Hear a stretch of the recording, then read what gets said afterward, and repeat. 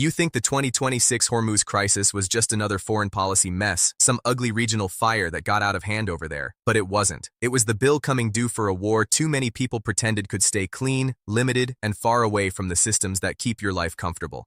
You think wars are contained by borders. But choke points don't care about borders. Markets don't care about your emotional distance. Energy doesn't care that you wanted this to stay theoretical. Subscribe now if you need truth said straight, because comfort will lie to you if you let it. You need reminders. You need a voice that cuts through the performance and tells you what events actually mean when the headlines start sounding like theater and the consequences start landing in real life. You do not need more soothing. You need clarity. Here's what it really means. The U.S.-Israel war triggered the 2026 Hormuz crisis because once you launch direct war against Iran, you are no longer playing with isolated targets and tidy press briefings. You are stepping into a system where geography, retaliation, pride, deterrence, and global energy dependency all collide in one narrow strip of water. That is the thesis. Not politics, structure, not slogans, consequences. The war did not just create explosions, it activated leverage. It turned the Strait of Hormuz from a known vulnerability into a live pressure point for the entire world. And most people missed that because most people are terrible at reading cause and effect. They think in moments. They think in clips. They think in speeches. They do not think in systems. They hear that the U.S. and Israel hit Iran, and they imagine a military action. They do not immediately ask the adult question, which is this. What happens when a state with pressure, humiliation, and geographic leverage decides it cannot match force with force, so it reaches for the throat of the system instead? That is the right question. That is the question serious people ask. Everybody else is just consuming noise. The misconception was simple and stupid. People thought the war was about missiles, airstrikes, command centers, and political messaging. They thought it would be measured in military terms alone. They thought if Washington and Jerusalem controlled the tempo of the opening strikes, they controlled the meaning of the conflict. That was fantasy. That was shallow. That was the kind of thinking comfortable people love because it lets them believe power is clean and consequences are selectable. But the hard truth is uglier. When the United States and Israel launched direct war against Iran, they did not just attack a country. They attacked a country sitting beside one of the most important maritime choke points on Earth. They attacked a state that may not dominate the global system, but can threaten one of its most sensitive arteries. And once that happens, the conflict stops being only about who can hit whom. It becomes about who can impose cost, who can create fear, who can make the wider world feel pain fast enough to force a recalculation. That's called asymmetric leverage. That's called using the narrow place because you can't win in the open field. You need to understand that because weak men and weak analysts make the same mistake. They think strength is only visible in direct confrontation. Bigger army, bigger economy, bigger budget, bigger speech, bigger threat. But that is not how reality works under pressure. Under pressure, the small hinge swings the big door. Under pressure, the bottleneck matters more than the broad landscape. Under pressure, the route matters more than the rhetoric. That is why Hormuz mattered. That is why the war and the crisis were never separate stories. The war lit the fuse. Hormuz became the blast chamber. And this is where your mind has to get sharper. A crisis like this does not begin at the moment the shipping data collapses, or the fuel price spikes, or the commentators start using the word choke point like they discovered it that morning. It begins earlier. It begins the second leaders decide they can inflict major military pressure on Iran, without turning Iran's geographic leverage into a central theater of the conflict. That was the delusion. That was the blind spot. That was pretending you could punch a man in the face while standing inside his control room and somehow not expect him to reach for the switches. What happened next was not surprising. It was structural. Direct war raised the stakes. Iran, under pressure, had reason to show it could still shape the battlefield. Not just with missiles, not just with proxies, with access, with passage, with uncertainty, with threat, with maritime control, with disruption. That is how the Hormuz crisis was triggered, not by random chaos, by a clear chain. War created pressure, pressure created leverage-seeking behavior, leverage-seeking behavior targeted the choke point, and the choke point transmitted the shock to the world. That's how grown men think. Chain, cause, effect, chain, cause, effect. You think the world breaks because people are irrational? No. Most of the time, the world breaks because people are rational inside a narrow incentive set and blind outside it. One side wants to weaken an enemy. The other side wants to restore deterrence. One side wants regime pressure. The other wants bargaining power. One side believes force will compel. The other believes pain will rebalance. Put those incentives around the Strait of Hormuz, and now everybody is acting strategically in a way that becomes catastrophically dangerous together. That's called escalation logic. That's called rational actors producing irrational outcomes. That's called adults with titles forgetting the system is tighter than their theories. And why does it happen like that? Root cause. Always root cause. Not moral theater, not tribal cheering. Root cause. The root cause is that modern civilization still depends on narrow points more than people want to admit, and states under pressure will target narrow points when direct balance is against them. Iran cannot outbuild the U.S. economy. It cannot outproduce American power. It cannot simply outfight every coalition ranged against it in conventional terms. But it sits beside Hormuz. It sits beside a route through which enormous volumes of energy and trade tension pass. That proximity is not just geography. It is leverage waiting to be activated. Once war began, that leverage became too important not to use, threaten, manipulate, or center in negotiations. And then pride enters. Pride always enters. Nations are run by human beings, and human beings hate looking weak. They hate humiliation. They hate losing control of the narrative. They hate being seen as unable to respond. So what do? They escalate toward the thing that proves they still matter. They go for the symbolic artery. They go for the sensitive route. They go for the place the whole world understands. Not because they are insane, but because they want to remind everyone that pain can travel both ways. That's called coercive signaling. That's called dragging the abstract war into concrete cost. And the moment that happened, the world was no longer watching a war. It was watching dependency being exposed. That is the part most people cannot handle, because it ruins the illusion of modern invulnerability. People want to believe they live above logistics, above shipping lanes, above energy transit, above maritime insurance, above naval deterrence, above routing capacity, above spare supply.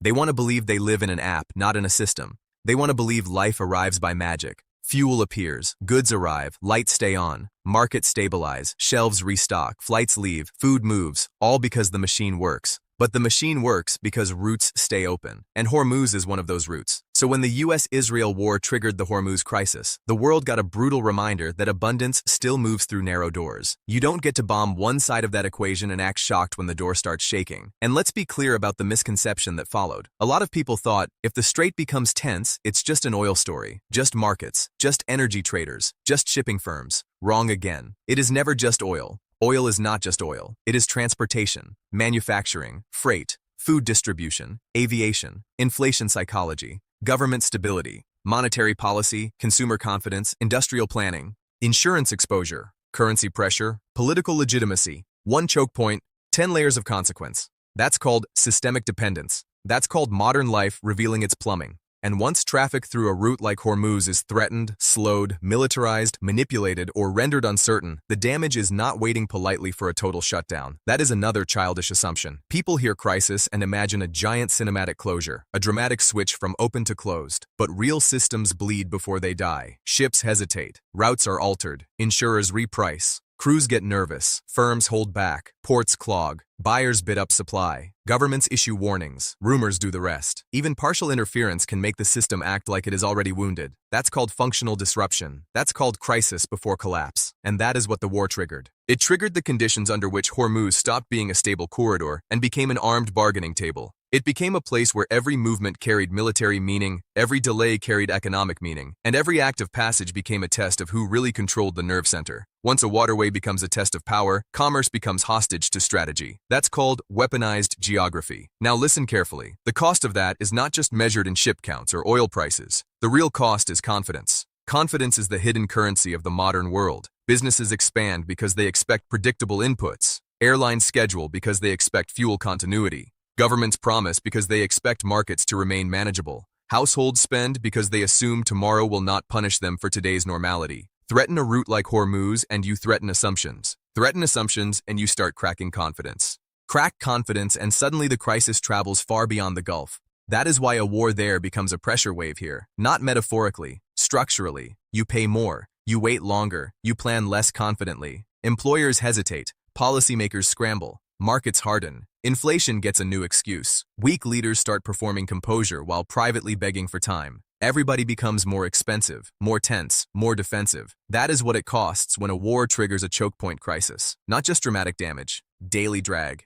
And understand this too. The cost is amplified because the world entered this crisis already tired, already stretched, already carrying conflict fatigue, debt fatigue, inflation scars, strategic distrust, and public exhaustion. That matters. A strong system can absorb shock better than a tired one. A tired system turns smaller disruptions into bigger pain. That's called low resilience. That's called accumulated fragility. So when the war activated Hormuz, it did not hit a fresh world. It hit a worn one, which means the effect was harder, faster, and more contagious. This is where the deeper lesson starts, and this is the part that separates boys from men. A boy hears about a crisis and asks, who's winning? A man asks, what weak point just got exposed? A boy consumes conflict like sports. A man studies conflict like architecture. A boy wants a side to cheer for. A man wants to understand which narrow channel the whole structure secretly depends on. That difference is not intellectual decoration. It is survival. It is maturity. It is the difference between reacting to headlines and reading the map beneath them, because the map never lies. The map says this: if you go to war with a state beside a vital maritime choke point, you are not just opening a battlefield. You are opening a lever. You are turning geography into a participant. You are inviting logistics to become strategy. You are giving the targeted side a way to transmit pain beyond the military exchange. That is not an opinion. That is a law of constrained systems. And the people who ignore laws like that always end up saying the same thing after the damage spreads. Nobody could have predicted this. Wrong. Serious people could. Weak people didn't want to. So reframe the entire story. Stop thinking, the U.S.-Israel war happened, and then separately, the Hormuz crisis happened. No. The war was the trigger condition. The crisis was the strategic consequence. The war pressed Iran into a narrower set of options. Narrow options produce sharper leverage. Sharp leverage goes for choke points.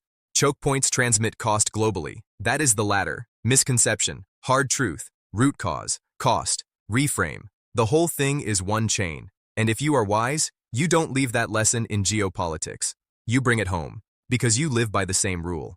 Wherever too much of your life runs through one narrow passage you do not fully control, you are exposed. If your confidence runs through one person's approval, that's your Hormuz. If your money runs through one income stream, that's your Hormuz. If your discipline runs through one mood, that's your Hormuz. If your peace depends on everything staying easy, that's your Hormuz. Then pressure comes, and suddenly the route closes, and now you call it a crisis when really it was dependency revealing itself. That should sober you up. It should also sharpen you. Because the man who understands this is a different kind of man. He is not loud. He is not dramatic. He is not addicted to doom. He is not performing awareness on social media while living like a hostage to comfort. He is grounded. He respects structure. He sees choke points early. He does not wait for breakdown to begin thinking seriously. He knows self-respect is not just how you talk, how you dress, or how confidently you hold eye contact. Self-respect is how honestly you assess vulnerability. Self-respect is how quickly you stop building your life on one fragile corridor. Self-respect is how disciplined you become once you realize where your leverage can be taken from you.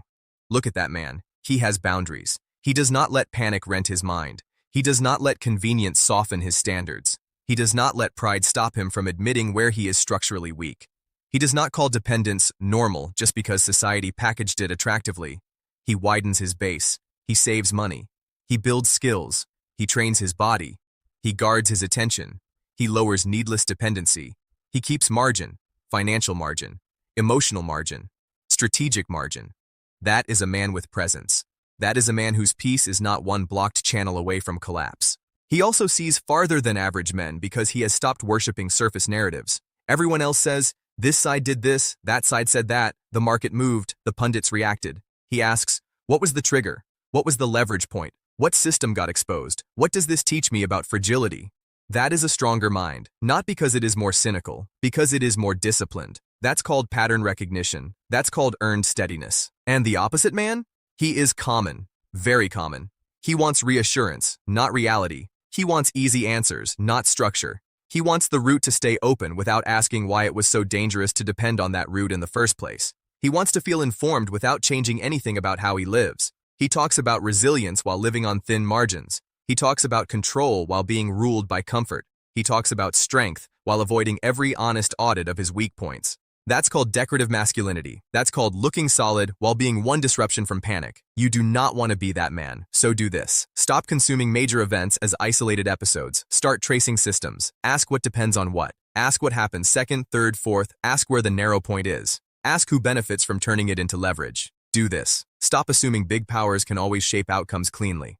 Start respecting geography, incentives, pride, and retaliation. Do this. Stop waiting for total collapse before you admit vulnerability. Start treating smaller disruptions as messages from reality. Do this in your own life too. Identify your choke points. Name them without flinching. Measure how much depends on them. Reduce that dependency. Build an alternative. Repeat. Identify your choke point. Name it. Measure it. Reduce it. Build an alternative. Repeat. That rhythm will save you in money, work, health, relationships, and mind because the law is the same everywhere. Narrow dependency creates hidden weakness. Margin creates dignity. You stop building your peace on one paycheck. You stop building your identity on one relationship.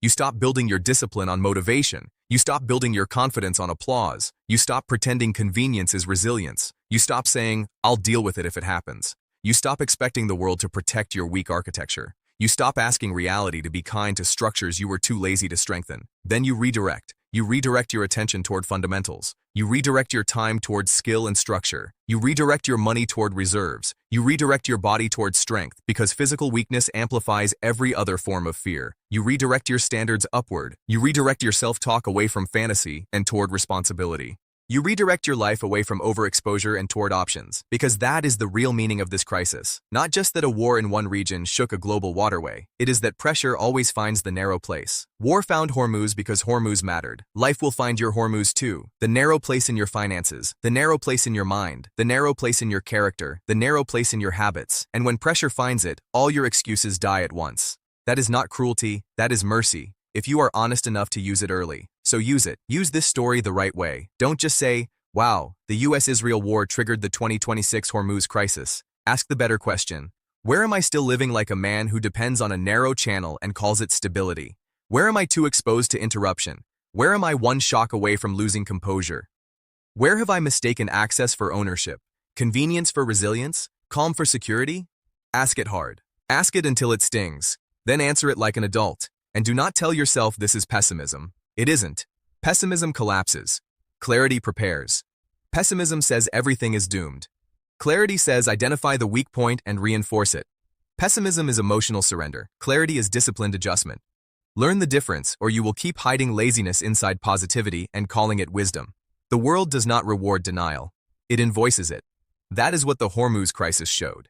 It showed that direct war against Iran could not remain a tidy military story because the system surrounding the war was too interconnected, too narrow in key places, and too dependent on uninterrupted transit.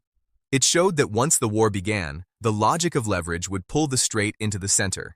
It showed that power is not only about who strikes first, but who can make pressure travel farthest. It showed that abundance rests on roots. It showed that fragility is often hidden in plain sight until a serious event has the courage to expose it. And that exposure is a gift if you are strong enough to accept it. Because once you see how the world actually works, you stop living like a child who thinks shelves stock themselves and systems sustain themselves and confidence regenerates itself. You stop building your life around wishful thinking. You stop being impressed by size alone. You stop confusing noise with control. You stop calling yourself strong when your entire inner peace depends on uninterrupted comfort. You become steadier, sharper, harder to manipulate, harder to destabilize. Not because you control every outcome. You don't. Because you stop pretending you were ever entitled to. That is maturity. That is masculine self-respect. That is a man who can be trusted. And that is what you need now more than ever. Not more noise, not more tribal emotion, not more borrowed outrage, more structure, more composure, more truth. The kind of truth that tells you a war and a shipping crisis were never separate. The kind of truth that tells you the narrow points rule the game. The kind of truth that tells you your own life is only as stable as the weakest channel it depends on. So tighten your life, strengthen your margins, broaden your base, audit your dependencies, respect the choke points, study what pressure reveals, and stop calling yourself prepared if one blocked lane can still break your spirit. You are not here to drift through systems you don't understand and then act offended when they shake. You are not here to beg the world for gentler consequences. You are not here to confuse being comfortable with being secure. You are here to wake up, to get honest, to build a life with more than one root, to become the kind of man who does not need crisis to become serious. Because the crisis already taught the lesson. The only question now is whether you are arrogant enough to ignore it or disciplined enough to use it. Use it. Use it before life personalizes it. Use it before your own narrow passage closes. Use it before your habits, your finances, your relationships, or your mind become the battlefield where dependency finally collects its price. You are the answer, not because you can stop wars, reopen straits, or command fleets, but because you can stop being passive. You can stop being structurally weak. You can stop handing your peace to fragile systems without backup. You can stop living like tomorrow owes you open lanes. You can become a man who sees leverage early, builds margin early, and stays grounded when the world starts tightening. That is the reset. You are not a spectator. You are not a victim of every headline. You are not required to stay naive just because naivety is popular. You can become more solid than the average man, more honest, more prepared, more difficult to shake. So subscribe if you want more truth like this, more clarity when the noise gets thick, more reminders that reality is still the best teacher if you stop arguing with it long enough to listen. Stay here if you want your mind sharpened and your standards raised. You belong here if you are done with fantasy, done with excuse-making, and ready to build yourself into someone who can hold his center when the narrow places of the world start closing.